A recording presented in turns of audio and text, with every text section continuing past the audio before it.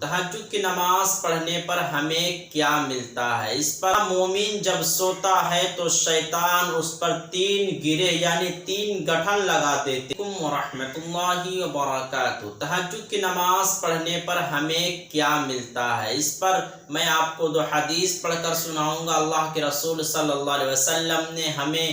دنیا میں اور آخرت میں دونوں کے بڑے زبردست فائدے بتلائے ہیں۔ اسی طریقے سے وہ لوگ ہیں جو تہجد کی نماز تو پڑھتے ہیں لیکن ان کی تہجد کی نماز قبول نہیں ہوتی ہے اور نہ ہی دعا قبول ہوتی ہے۔ آخر کون ہے وہ لوگ جن غلطیوں کی وجہ سے جس بنیاد کی وجہ پر ان کی نماز قبول نہیں ہوتی ہے اور نہ ہی اللہ تبارک و تعالی ان کی دعا کو قبول کرتا ہے؟ آئیے دونوں چیزوں کو سمجھنے کی کوشش کرتے ہیں۔ دیکھیے، سب سے پہلے مومن کے لیے یہ ضروری ہے کہ وہ اپنے آپ کو شیطان کے حملے سے بچانے کی کوشش کرے۔ اللہ کے رسول صلی اللہ علیہ وسلم نے ارشاد فرمایا، بندہ مومن جب سوتا ہے تو شیطان اس پر 3 گرے یعنی 3 گٹھن لگا دیتے ہیں، اور جب بندہ مومن بیدار ہوتا ہے یعنی صبح کے وقت جب اس کی نیند کھلتی ہے اور اٹھتا ہے اور اللہ کا ذکر کرتا ہے، جیسے اس کی نیند کھلی اور اس نے اللہ کا ذکر کے لیے کیا تو ایک گرہ اس کی کھل جاتی ہے جو رات میں شیطان نے باندھا تھا، اور پھر اس کے بعد وہ وضو کرتا ہے تو اس کی دوسری گرہ بھی کھل جاتی ہے، اور جب وہ وضو کرنے کے بعد نماز پڑھتا ہے اور نماز تہجد پڑھتا ہے، اللہ کے سامنے کھڑا ہو جاتا ہے تو اس کی تیسری گرہ بھی اور گٹھن بھی کھل جاتی ہے، اور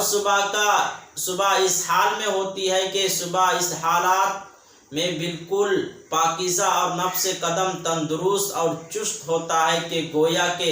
اس کے دل کو ایک نیا تازگی اور ایک بدن کو ایک تازگی مل جاتی ہے۔ اسی کے مقصد سے صبح کے وقت میں نیند کھلی اور نہ تو اللہ کا ذکر کیا، نہ وضو کیا اور نہ ہی نماز پڑھی، بلکہ 8-9 بجے اٹھا ہے، اللہ کے ذکر کا پتہ، نہ مسنون دعا کا پتہ اور نہ ہی وضو کا پتہ اور نہ ہی نماز کا پتہ، تو وہ شخص جو خبیث نفس ہے اور اسی طریقے سے جو سب سے بڑا سست پورا دن اس کا سستی میں گزر جاتا ہے، گویا کہ اس کے پورے دن میں برکت ہی نہیں رہی جب اس نے نماز ہی نہیں پڑھی فجر اور تہجد کی۔ چلو، تہجد کی نماز تو ایک نفل نماز ہے، جو پڑھتا ہے اس کی زندگی خوشگوار ہو جاتی ہے۔ جو شخص صبح اٹھ کر اللہ کا ذکر کرتا ہے، وضو کرتا ہے اور پھر نماز پڑھتا ہے، اللہ تبارک و تعالیٰ اس کے بدن میں ایک چستی پیدا فرما دیتے ہیں، سستی کو ختم فرما دیتے ہیں اور اس کا نفس بالکل پاکیزہ ہوتا ہے۔ دوسری حدیث سنیے، حضرت ابو مالک اشعری رضی اللہ تعالی عنہ روایت کرتے ہیں کہ اللہ کے رسول صلی اللہ علیہ وسلم نے ارشاد فرمایا، جنت میں ایسے شفاف کمرے ہیں، اگر اندر سے دیکھا جائے تو باہر کا سارا منظر نظر آتا ہے، اور اگر باہر سے دیکھا جائے تو اندر کا پورا منظر جو صاف شفاف نظر آتا ہے۔ اور یہ کن کو ملے گا؟ جنت میں کون داخل ہوگا؟ تو اللہ کے رسول صلی اللہ علیہ وسلم نے ارشاد فرمایا، جو لوگ نرم گفتگو کرتے ہیں، یعنی جو اپنی زبان پر اندر نرمی اختیار کر لیتے ہیں کہ ہر شخص ان سے گھنٹوں تک بات کرنا چاہتے ہیں، ایسا نرم لہجہ، نرم انداز، نرم گفتگو، اللہ کے رسول صلی اللہ علیہ وسلم نے فرمایا ایسے لوگوں جنت میں داخل ہوگا۔ پھر فرمایا کہ غریب کو کھانا کھلانے والے، جو شخص غریب کی مدد کرتا ہے، اس کی ہیلپ کرتا ہے، اس کی نصرت کرتا ہے، اس کو کھانا کھلاتا ہے، ایسے لوگوں، ایسے شفاف کمروں کے اندر، شفاف ایسی خوبصورت جنت کے اندر داخل ہوگا۔ اور تیسرا کون ہے؟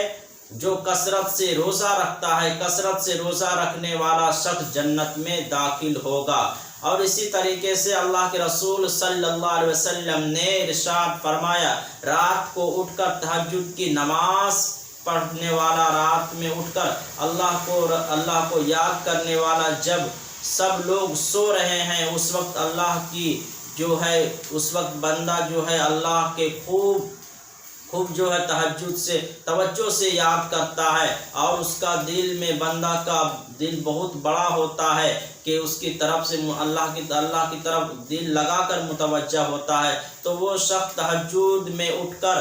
اور اس کی نماز پڑھتا ہے تو اللہ تبارک و تعالیٰ ایسے شخص کو جنت کے اندر داخل فرمائیں گے۔ تو دو چیزیں میں نے آپ کو سامنے رکھی ہے۔ اوپر والی جو حدیث بیان کی ہے اس دنیاوی فائدہ ہے کہ انسان کے بدن میں ایک تو چستی قائم رہتی ہے، طاقت قائم رہتی ہے، اور دن بھر کام کرنے میں مزہ آتا ہے، دن گزارنے میں لذت آتی ہے، اور صبح اٹھ کر ذکر اذکار تہجد یا نماز نہیں پڑھتا ہے تو اس شخص کے جو بدن ہے پورا دن سست رہتا ہے، کام کرنے کے اندر بھی اس سے مزہ نہیں آتا ہے۔ اور دوسری حدیث، جس جنت ملے گی یہ نیک عمل کر لو۔ اور 10 سب سے جو بڑی غلطیاں کرتے ہیں وہ غلطیاں کیا کرتے جس کے وجہ سے آج ہمارا معاشرہ ڈوبا ہوا ہے، بہت ہی خطرناک صورتحال ہے ہمارے معاشرے کی، جس کی وجہ سے نہ ہماری نماز قبول ہوتی ہے، نہ ہماری دعا قبول ہوتی ہے، نہ ہماری عبادت قبول ہوتی ہے۔ آئیے سمجھتے ہیں، سب سے پہلا جادو کرنا یا کرانا یہ ایک ایسا عمل ہے جب تک جادو کرنے والا یا کرانے والا توبہ نہیں کرے گا اور بغیر توبہ کے اس دنیا سے چلا گیا، اللہ تبارک و تعالی اس کو معاف نہیں کرے گا۔ کتنا سخت گناہ ہے، جب تک اس نے اس عمل سے توبہ نہ کرے تب تک کہ جو اللہ تبارک و تعالی اسے معاف نہیں کرے گا۔ یہ ہو رہا ہے آج کل، کسی سے حسد ہوا، کسی سے بغض ہوا، کسی سے دشمنی ہوئی، اپنا کام نہیں چل رہا ہے، اپنے سے نہیں ہو رہا ہے، کسی کو پکڑا، پیسے دیے، جادو کروا دیے، اگلے والے کی زندگی تباہ اور برباد کر کے رکھ دیا، یہ ہو رہا ہے۔ اور کوئی سارے ایسے کیسز ہے، کئی ایسی کیسز، تو جادو کرانے والا اور کرنے والا یہ دونوں شخص جو ہے بغیر توبہ کے اس دنیا سے چلا گیا، اللہ تبارک و تعالی ان کو معاف نہیں کرے گا۔ دوسری کیا ہے، دوسری غلطی کیا ہے کہ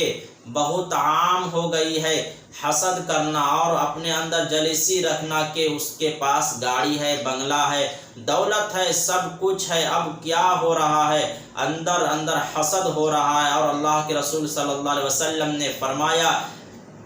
حاسدین کی مثال ایسی ہے جیسے جلنے والی لکڑی کی خود کو بھی جلاتی ہے اور خود کو بھی نقصان پہنچاتی ہے اور دوسرے لوگوں کو بھی نقصان پہنچاتی ہے۔ ایسے ہی حسد کرنے والے ایک تو خود بھی جل رہا ہے، اپنے اندر حسد کر رہا ہے اور جل رہا ہے، اور اپنے حسد کی جلن کی وجہ سے نعمت کو دیکھ کر جل رہا ہے، اس کو نقصان پہنچانے کی کوشش کرتا ہے، نقصان پہنچاتا ہے، اس پر جادو کروا دیا، اپنا بس نہیں چل رہا، جادو ٹونا کروا دیا۔ میرے عزیزوں، اللہ کے رسول صلی اللہ علیہ وسلم کو بھی اسی میں لوگوں نے حسد کے اندر آ کر اللہ کے رسول صلی اللہ علیہ وسلم پر بھی جادو کرا دیا تھا۔ پھر اللہ تبارک و تعالیٰ نے قرآن کریم کی دو آیتیں نازل فرمائی، 2 سورت نازل فرمائی، سورۃ الناس، سورۃ الفلق، سورۃ الناس نازل فرمائی۔ جب حاسدین پیدا ہو جائے اس وقت جو اپنے اللہ سے پناہ مانگے، اس سورت پڑھ کر اپنے اللہ سے پناہ مانگے۔ حسد کرنا ایک ایسا عمل ہے کہ جو انسان کی سال عبادت پر پانی پھیر دیتا ہے۔ حسد ایسا عمل ہے کہ جس کی وجہ سے انسان کی ساری نیکیاں برباد ہو جاتی ہے، وہ تہجد بھی پڑھ رہا ہوتا ہے، تلاوت بھی کر رہا ہوتا ہے، نماز بھی پڑھ رہا ہوتا ہے، کوئی نیک عمل بھی کر رہا ہوتا ہے، لیکن اس کے دل کے اندر حسد ہے، کینہ ہے، بغض ہے، عداوت ہے، دشمنی ہے کسی کی، تو پھر اس کے بارے میں اس کے سارے عمل اللہ جو ہے برباد کر کے رکھ دے گا، اس کا کوئی عمل قابل قبول نہیں ہوگا، اس کا کوئی عمل اللہ تبارک و تعالی قبول نہیں کرتا ہے، وہ اندر ہی جل کر اس کی خود کی نیکیاں بھی برباد ہو